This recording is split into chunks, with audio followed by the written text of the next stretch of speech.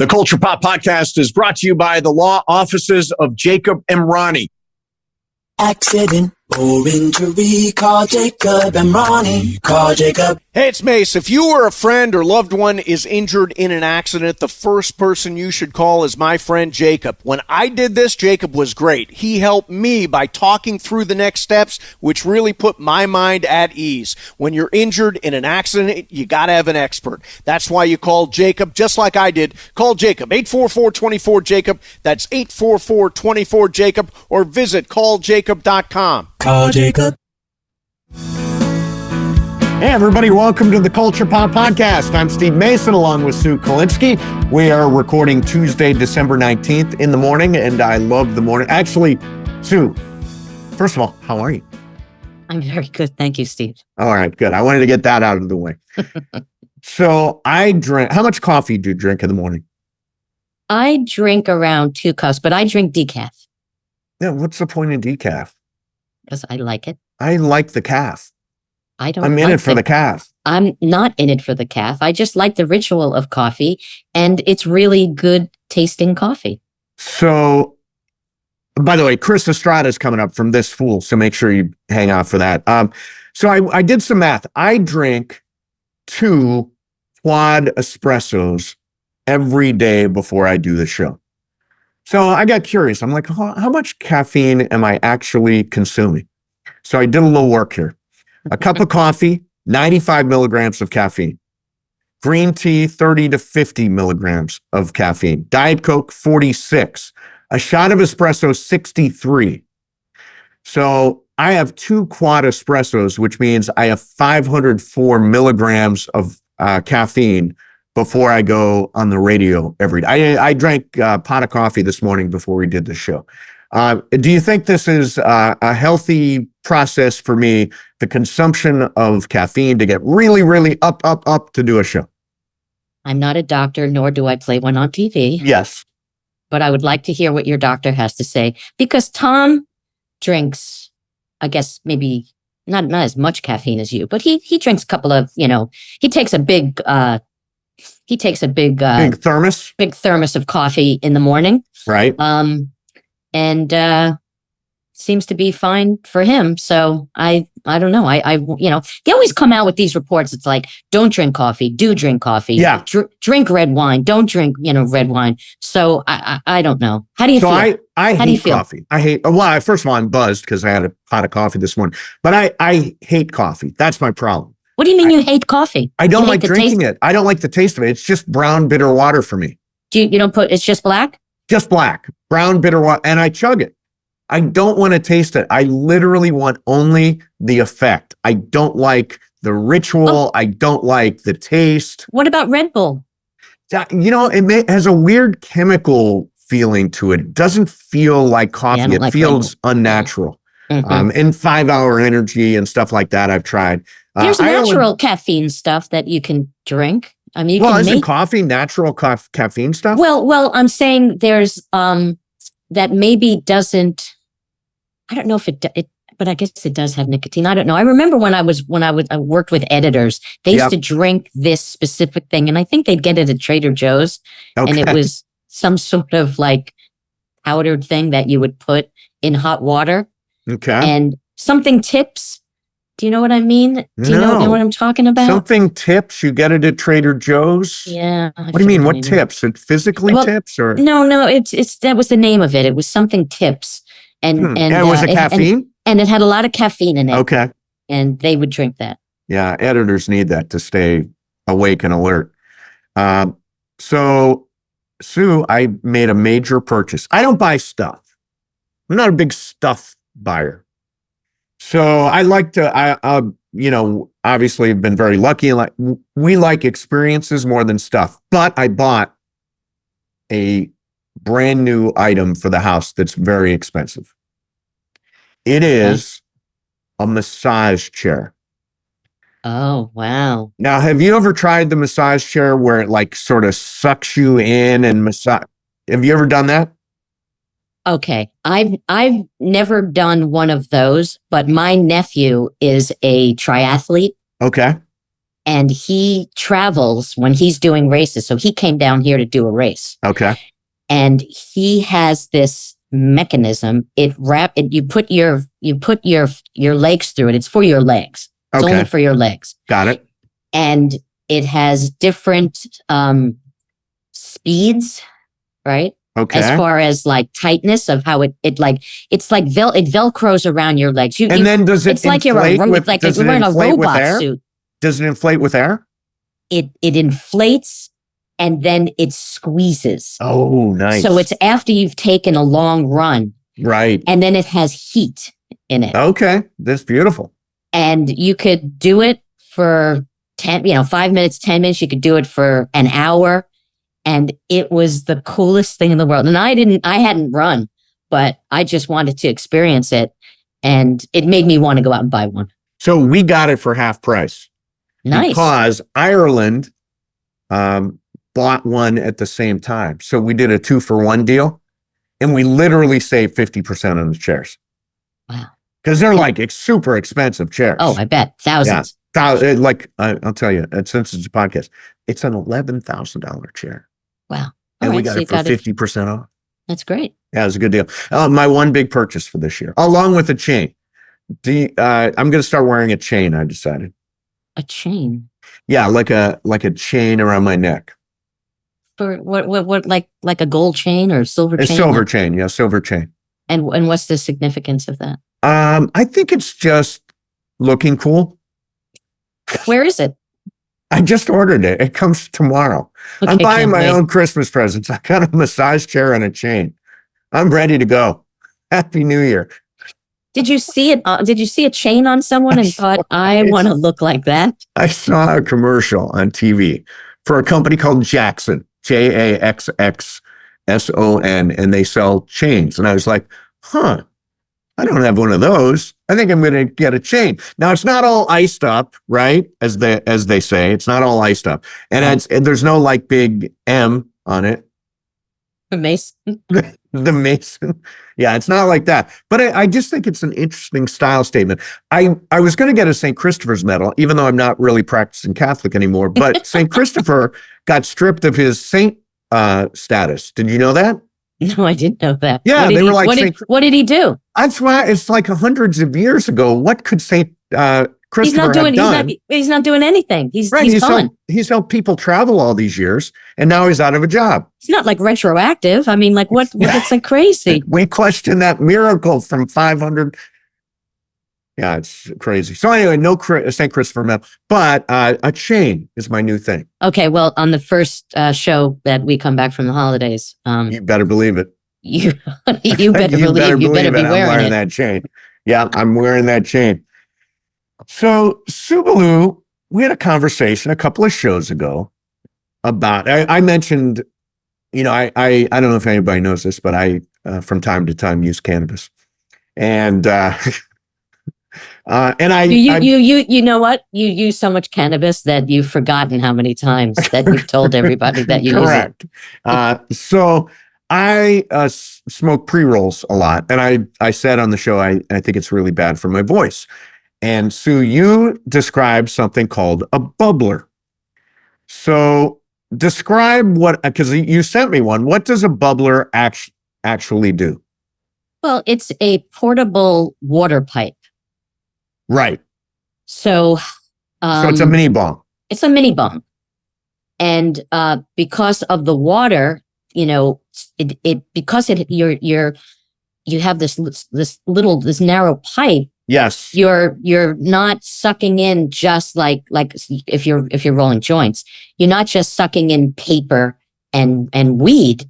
Right. It's the water that acts as some sort of soothing vapor. Oh, right. Yeah. So it like filters it for you and it makes it smoother. It's smoother. You're not going to cough.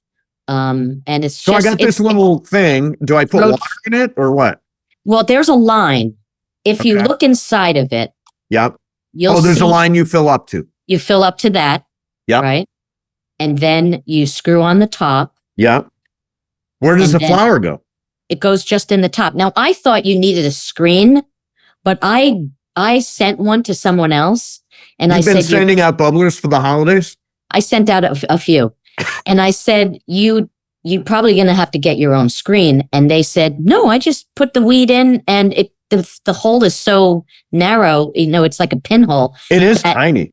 That the weed doesn't come through. Oh, okay. So then you just put pot in it, and then that little stem pops out, and I'm on it. I'm definitely trying it out. Thank you. And Merry Christmas. Merry Christmas. Happy Hanukkah. Happy New Year's. So the one thing I love most about the gift is that it came from a place called Waterbeds and Stuff. Okay, now I would imagine that they're focusing on the stuff more than the waterbeds now because people do not use. Does anybody still sleep in a waterbed? I don't know. And a part of me is even wondering whether there are water beds.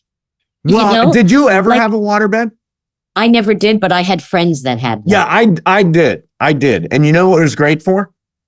Sex. It was really good for sex. But I could not sleep on one now. And I think waterbeds and Stuff, it's like they're probably not busy on the waterbeds, but you're keeping them in business with the stuff.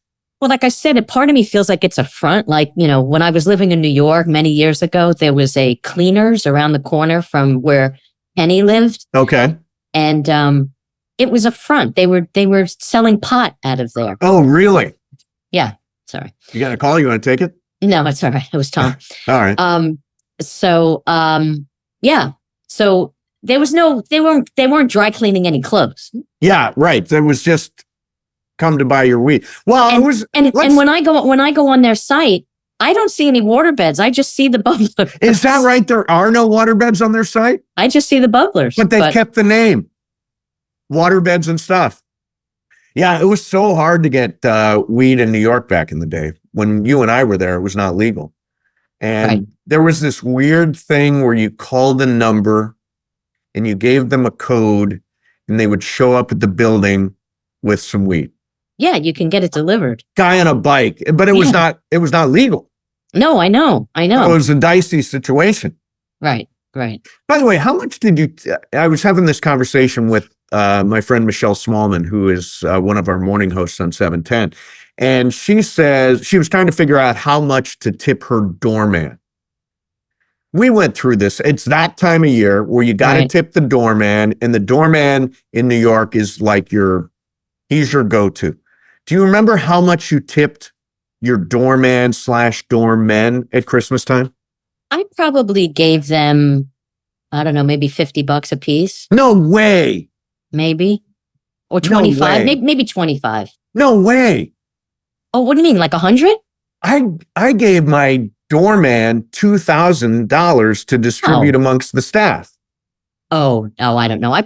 We had 2 different doormen, 2 young guys. And I think I probably gave them, I don't know, maybe $50 a piece. I don't know. Oh my God. That was a long time ago. Yeah, I know. But I heard that you're supposed to really overtip your doorman. Oh, really? I don't know. Well, you lived in a fancy schmancy. I did live in a fancy. Building. It's like you probably had like a huge staff to contend with. A giant staff. By the way, where would you live now if all of a sudden they said, "Hey, we heard your podcast. Come back to our radio show." Where would you live in New York?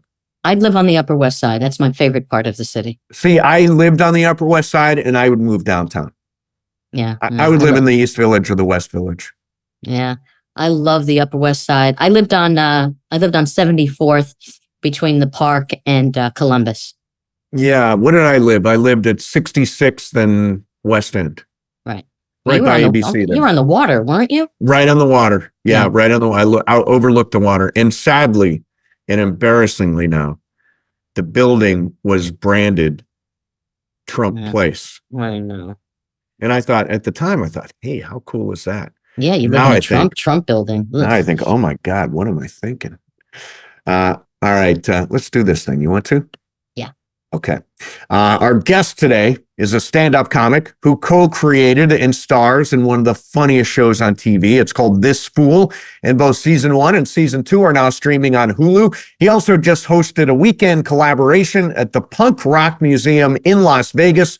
Chris Estrada joins us. Chris, thanks a lot for coming on again. Yeah, thanks for having me. I'm really excited to be here. So season 2 of This Fool is absolutely fantastic. I'm not kidding. It's the only half-hour comedy television program I watch now. There's just nothing else that appeals to me. And this is, you just kill it here. And the show seems to have been evolving. It's just as funny, but it's gotten a little darker. Do you know what I mean? Yeah, that's what we were going for. I wanted I'm proud of season 1, but there was sort of, there was almost like even though it's a single camera show, there was a little bit of a network charm, even though we were pretty edgy. We were pretty edgy the first season, but I said, I want to just get a slightly darker and grittier without sacrificing any of the funny. And I just wanted to be like, how can we make existentialism even funnier? Yeah. You know? Yeah. I love how you incorporate just social situations, you know, thank you. Just little things like, and I don't know if people haven't seen the show, I'm sorry, I'm going to give away a couple of things here and there. Okay. But like when Luis was talking about how he had to put in a temporary password and it didn't work. And he was just going through it's ZX, whatever, just little things like that. Like, and when you went to see the minister at the trailer park and just like a quick little hit of a tiny house that was there. It's all these little things. It's kind of like reading Mad Magazine sometimes. Yeah. You know? We try to pick up on the minutia. Yeah. Yeah. I remember when we went to go location scout that trailer park, it's sort of this, it's out in it's like an hour away from Los Angeles, and it's not even a functional trailer park. It's kind of done and decorated for movie sets that somebody rents out. It's like a junkyard. And when we were driving by, we saw that tiny, weird, abstract looking house and almost like an outhouse. And we said, oh, we need to put that in there, because you just find the little minutia, or just the minutia of like him explaining the password and trying to remember what the password was, which is so inconsequential. Yeah. And I think nothing's more annoying when you're trying to get something done and somebody's trying to talk to you about the inconsequential. It's kind of, we did something similar in season 1 during this fight episode, where we went to go try to round up a bunch of guys to go fight at the park. Oh, yeah. And one guy's complaining about his back problems. And then I start complaining about my back problem. And Chef Percy starts complaining about his back problems. And then Lisa's like, oh, we're not here to talk about backs. Right. But also what's keeping in story too with Luis is that he was in prison for a while. So, the average person would know that you have to sometimes do you had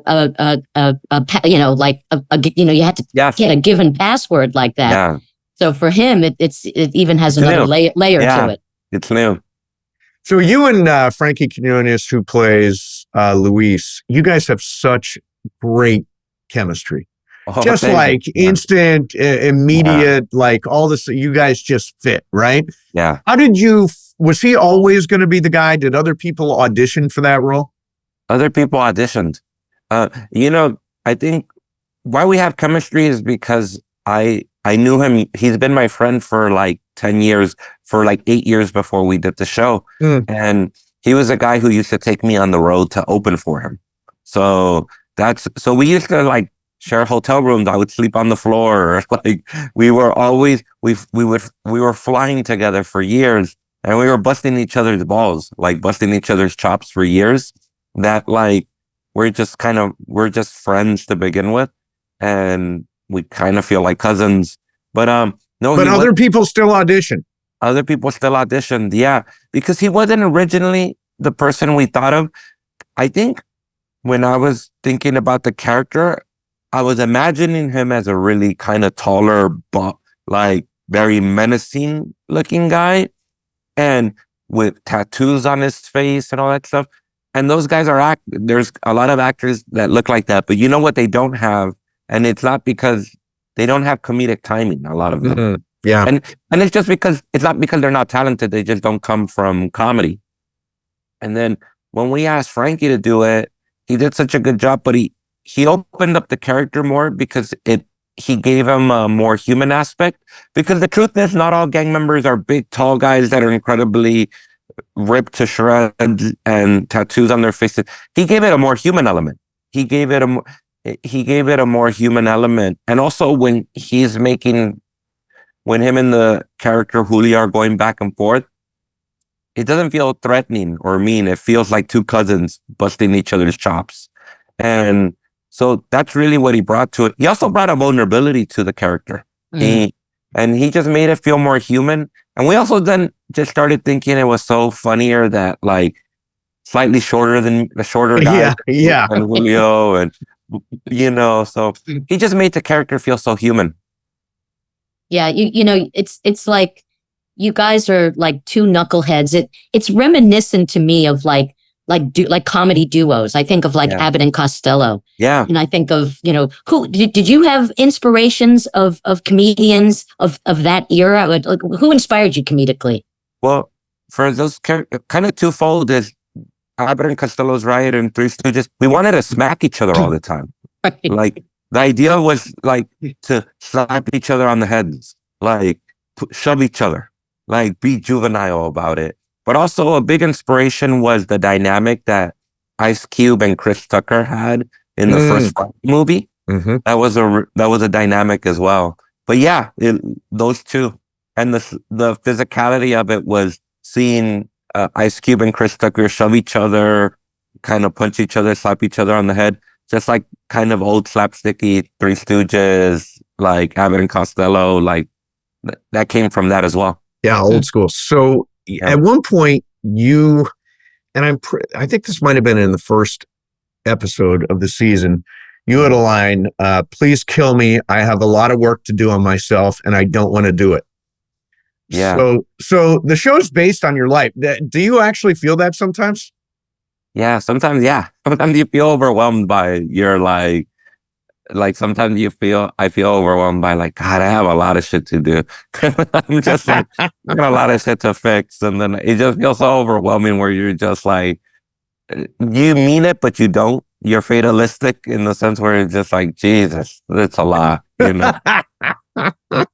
Yeah, I think we all feel like that sometimes. Yeah. What do you need to work on? I feel like I procrastinate too much. I feel like I fight, I'll say this. I fight a lot of battles nobody knows I'm fighting. Interesting. Yeah. Yeah. And I always joke around but this is true. I have a lot of arguments with people in real life that I have to remember didn't happen. They happened in my head. Oh, really? So you're talking to yourself. Yeah. Yeah. Well, I think I know for myself, there's definitely that element of, things that I keep a little close to the vest, like some people, like I remember one time a friend of mine said that I guess they saw me cry about something and they said, God, I don't see you as somebody who like would cry about something. And I looked at them like, really? Yeah. I said, is that how you see me? Yeah. And I said, they said, no, because you seem like, you're kind of a toughie. know? And I said, toughies cry. Yeah, toughies cry. Absolutely. Yeah.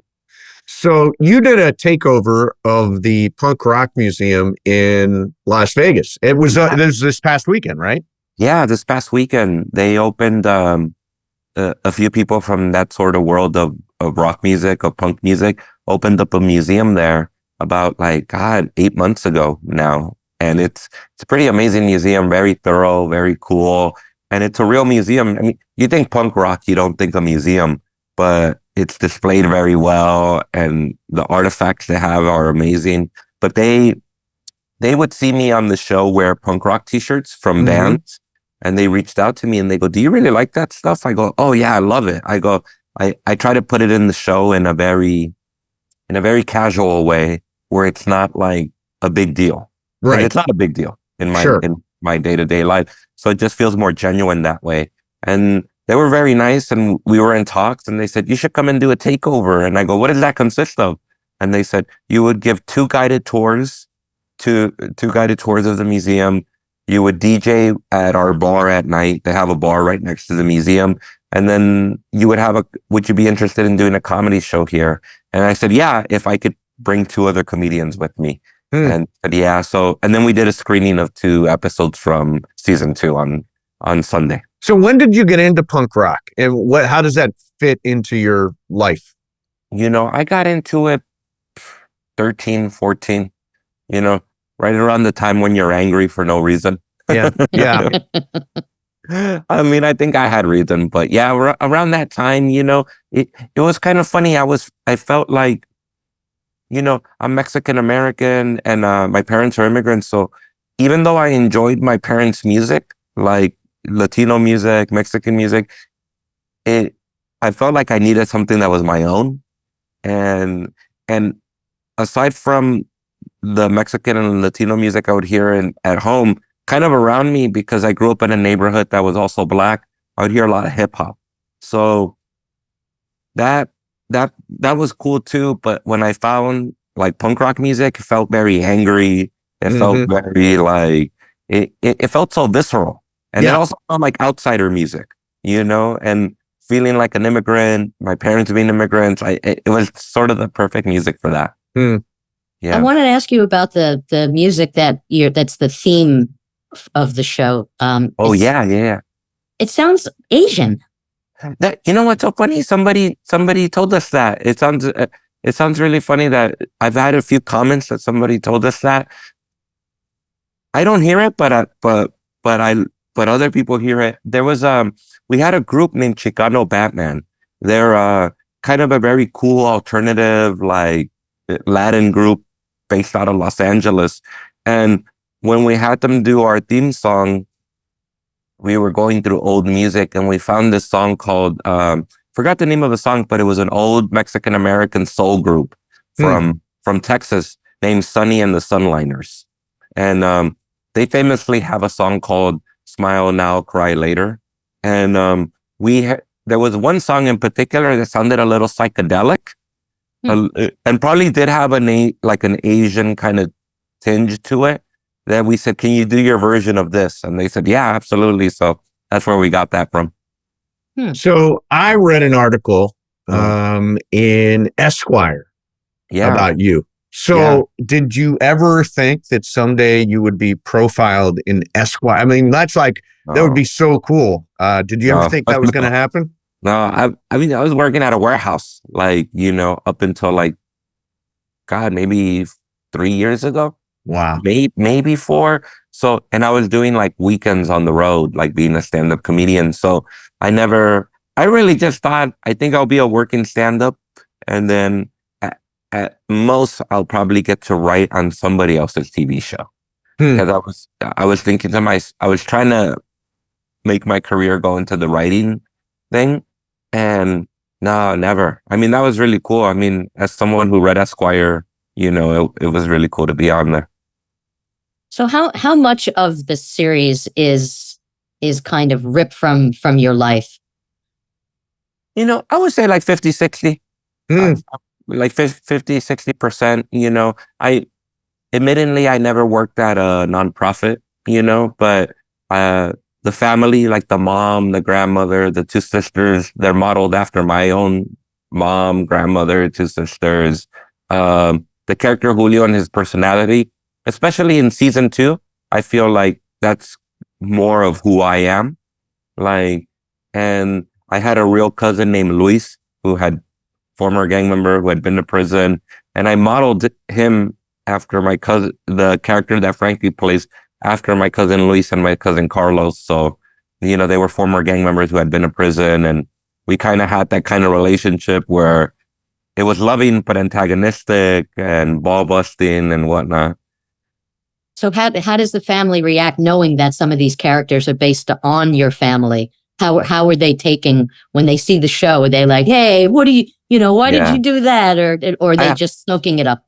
Nah, they were flattered. I mean, I think my mom was embarrassed because, she was a janitor. She was a janitor for 30 years. Before that, she only working class, worked at a factory. So, but she used to take toilet paper from her job and bring it home and it was the worst toilet paper. And we have an episode about it. I know that episode. That's a remember great that one. episode. Yeah. We have an episode about it in season 1, and you know, she was slightly embarrassed. She goes, people are gonna know it. Everybody for my job is gonna know. I go, you just retired. No one will know. Yeah. Yeah. I go, if they know, you won't be there anymore. Right. So we've had Michael Imperioli on the show. Oh yeah, he's a great guy. Great on this. I mean, this guy's an actor. He's a poet. He's a musician. Yeah. He does everything, and he's got sort of a darker arc on the show this year. Creating Mugs Not Thugs, and of course, what happened with it. What's he like as a scene partner, and what's he like as a person for you? Man, he's incredibly giving. Like, the one thing I realized about Michael is, how much he loves actors. Like, he loves actors. Like, I remember the first time I met him during season 1, he would come up to me and go, let's read our lines together. Let's practice. And that really meant the world. Cause I think he broke that ice. Cause I think I was a little too embarrassed to go up to him and tell him, hey, do you want to read lines? I'm new to acting. I also thought maybe asking him, he would be like, I know my stuff already, like, But no, he taught me that it's a continual craft, and that any free time you have, if you can, work on it. And he's a really giving guy, and he's very earnest. I come from stand-up comedy, and I think a lot of us, like in comedy, we're very cynical. Right. We're very cynical. It's hard for us to be earnest and take anything too serious. And he was a guy that just taught me to be earnest about it, to be earnest and take acting very seriously. So in that scene, when you were getting ready to for the grand opening of the coffee house, the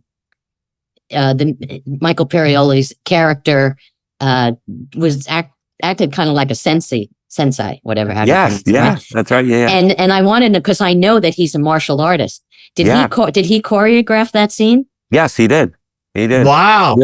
It was really cool because he's if I remember, he does taekwondo, if I remember correctly. So when we were doing that scene, right after season 1, when we were writing season 2, I wanted to find ways to implement him doing martial arts. Because I think what I like about him is that I think Julio looks at him as his sensei, but he's a very flawed human being. Like, everybody in the show is a very flawed person.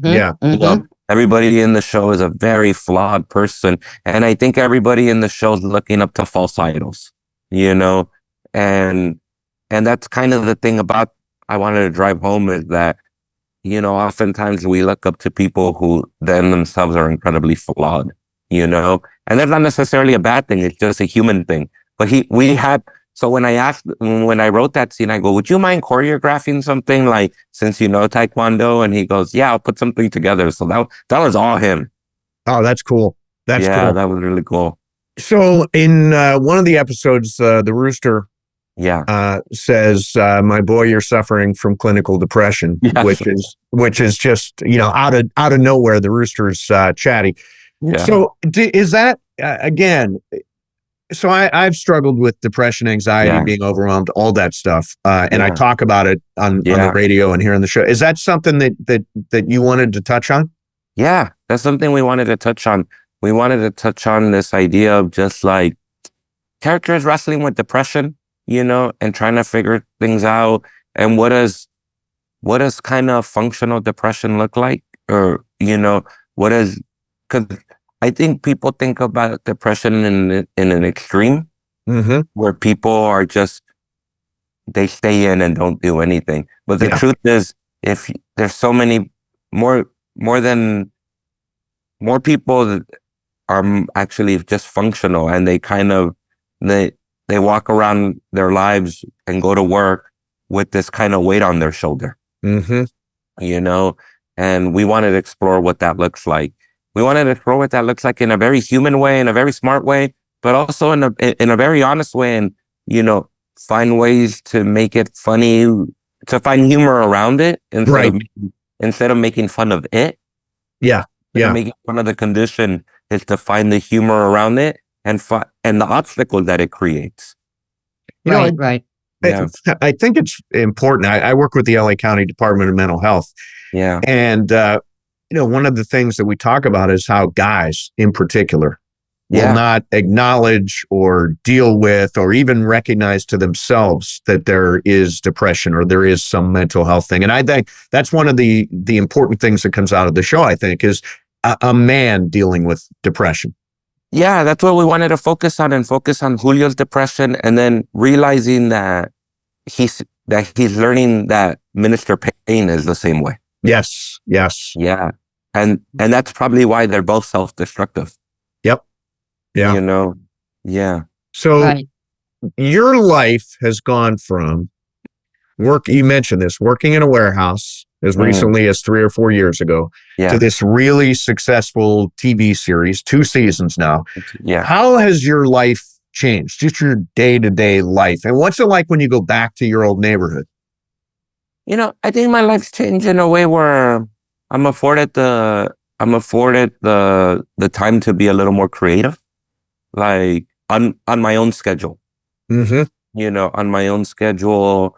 It's also, I think getting recognized really is the big thing. Like, before I was a stand-up comedian, I still am, but if I ever got recognized, it was by people who were fans of stand-up comedy in a very niche world. You had to know stand-up comedy in Los Angeles to know who I was, and so and it wasn't until then that, like, sometimes I'm walking around and you kind of get people who I wouldn't expect like the show come up to me and tell me I love the show. Walk with me. My wife is over there. Yeah. Yeah. Like you need to meet her or whatever. Are we like the average this fool viewers? You know what I'm really proud of? It's everyone. Yeah. I mean, you get a pretty wide demographic of, like, people from, like, it's really interesting. Like, when I was in New York not too long ago, and what I was proud of is I was walking around New York, and twice 2 door guys came out of their buildings and yelled out, "This fool, Julio!" And then I stopped to talk to them, and they were like, "Wow, we love the show." And but yeah, I think what I'm proud of the most is that there's a lot of different demographics that come up to us. And also, what I'm proud of too is that this is a number that we got from Hulu. Is, in terms of a male-female demographic, we have about an even split. Huh. Interesting. Yeah. Interesting. So it's really cool to know that, we have about 49% female viewership and 51% male viewership, which is about pretty even. So it's really cool to know that, not just dudes are watching the show, but women are watching the show, and that a lot of women feel represented by the female characters in the show and whatnot. So I really like that a lot. Yeah, well, it's a real testament to you guys, to the writers who, when you talk about how females are represented, one of the storylines that I loved was the single mom, and I loved when she met a single dad, and she was very forward and said, "You want to get together?" And he was like, "What? I don't want to be with a single mom who has a kid," even though he was a single dad with a kid. He was a single dad. Yes, he was a single dad with the kid. We were trying to be like, how can we be the most funny and realistic about it? Because there's a lot of, knuckleheads out there who are single dads themselves, but would be like, I don't want to date someone with a kid, Right. Well, it's like some guy who's overweight who's like, I'm not dating a fat chick, and it's like, well, look in the mirror, buddy. Yep. It was that same contradiction where we were like, how can we make fun of this situation? How can we point out the frustration that this woman's going to deal with, Has Hulu given you any word about a potential season 3? I wish. We're still waiting to hear. I think the last thing we heard was we are going to hear in January.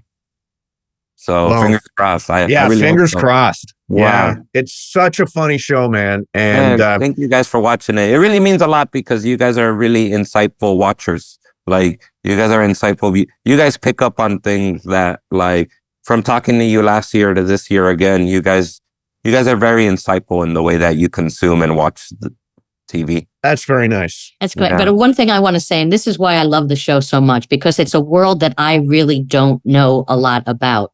Uh-huh. I'm Jewish. I went to see a show, and I don't know if you know this comedian, Alex Adelman. Do you know? Oh, yeah.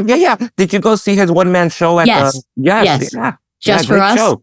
Yes, just for us. And, I'm sure I'm sure there was a majority of Jewish people in the audience, but I know there were a lot of non-Jews in the audience. Yeah, that's right. And it was one of those shows where you didn't have to be Jewish No, to appreciate the Yeah. story that he told. exactly. Because it was personal, Mhm. but, like your show, it's Yeah. one of those shows where everybody really needs to see this show.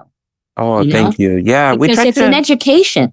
Yeah, we really tried to make it a show where it's such a specific world where we just thought if we just kind of let these characters be and talk the way they want to talk, if they're not addressing their existence and they're just being who they are, I think oftentimes when you have groups that maybe groups in TV that you haven't really seen that much of before, sometimes they get preoccupied with the characters having to explain their existence and explain who they are, which I don't think people do in real life. I think people just live their lives. Yeah. And if they just kind of live their lives, I think people, and not having to explain anything, it feels like you're being talked at. And if you're just, I don't like watching TV where you're being talked at. I like watching TV where you're brought into a world. Yeah. And they feel like they're talking to you, not talking at you.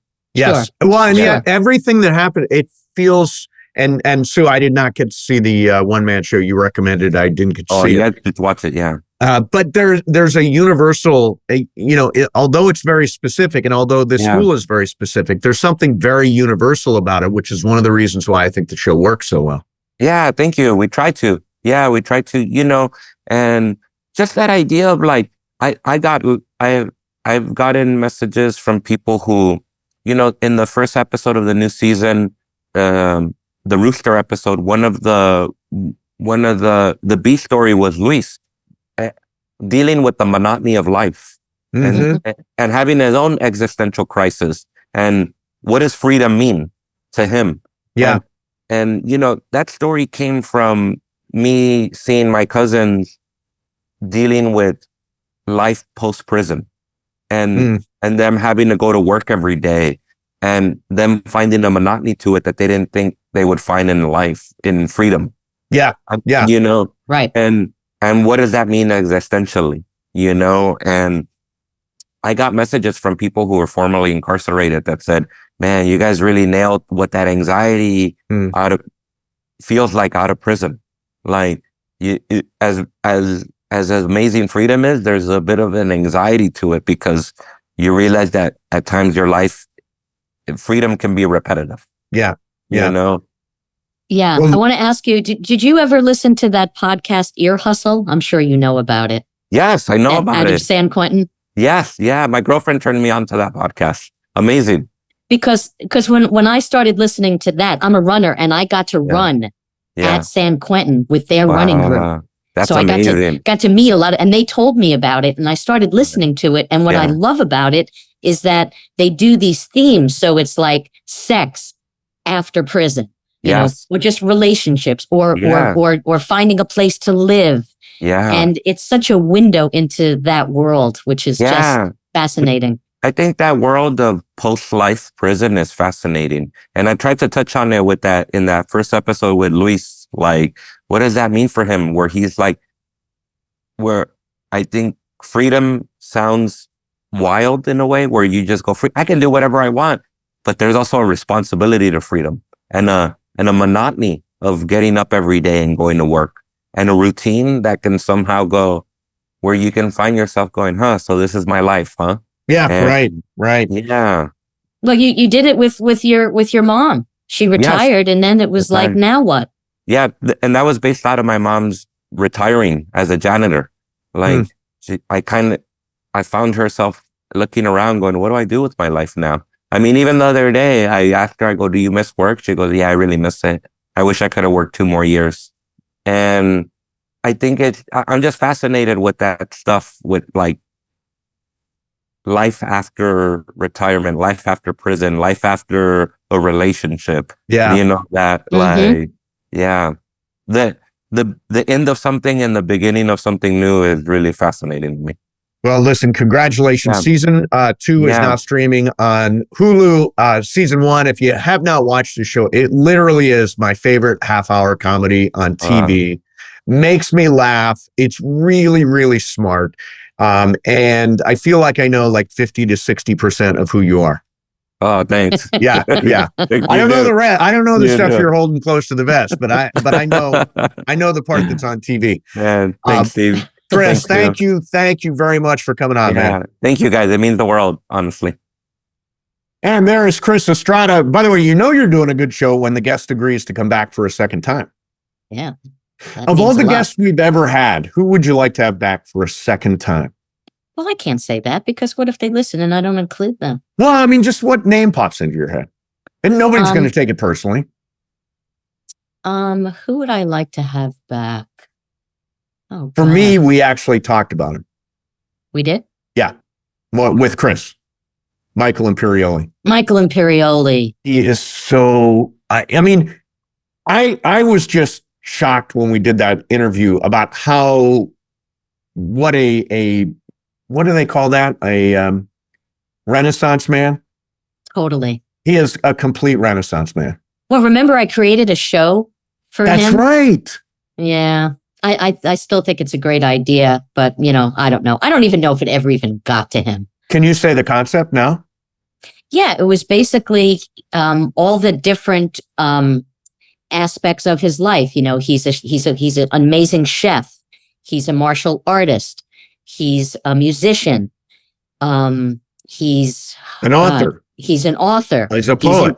He's an actor. Yes. So he would meet with people in specific professions of the things that he excels in, right? And he would spend time with them, and they would, you know, talk about whatever. And we had like, there was a guy who he's a chef who hires all people who have, you know, kind of like thematic to what Chris is doing with the coffee shop. It's not right, mugs, not thugs, right? But kids who were, you know, have you know, troubled behavior, troubled kids, and teaching them how to garden, and then taking the food from the garden, and you know, doing like a farm to table situation. Oh, nice. So it was. What was the show called? It was called The Art of Living. The Art of Living with Michael Imperioli. Well, you know, I got a concept for you, right? All the same stuff with me. What do you think? Well, what do you do? I know I would be learning. I'm like common man. I'm like I'm like, I will try gardening with troubled kids. I will try to cook in a fancy kitchen. I'll try to write a South American magical realism story. I'll do all that stuff that Imperioli does, just not as well. The art of trying to live. Trying to live. That? It's a good pitch. I'm taking that out. Okay. I want to see a deck on that show. But you know who I'd like to interview again, because we interviewed him with somebody else. Okay. And the podcast hasn't come out yet. Is that okay? No, yeah, no, it actually comes out today. Matthew Good and Matthew Brown. I would like to interview Matthew Good. Just Matthew Good, because he was promoting the movie that he was in, and the director was with him, which was wonderful. It was great. But we couldn't really talk about other aspects of his career. We couldn't talk about Match Point and A Single Man and all the. Oh, did you watch The Offer? The Offer was insane. He was insanely good. Yeah. Yeah, he played Robert Evans. He was great. All right, so we'll put in a request for Imperioli, and I look forward to the pitch, The Art of Trying to Live, which is a totally catchy name. Hey, if you're watching on YouTube, subscribe to this channel so you don't miss any shows, and please leave us a comment or a reaction or something on there. And if you're listening on Apple or Spotify, subscribe to the show and leave us a 5-star review and a comment. All the reviews and the comments and the ratings and all that stuff help us with the algorithm as we continue to grow the show. Sue, it is great seeing you, and we will see everybody next time on the Culture Pod Podcast.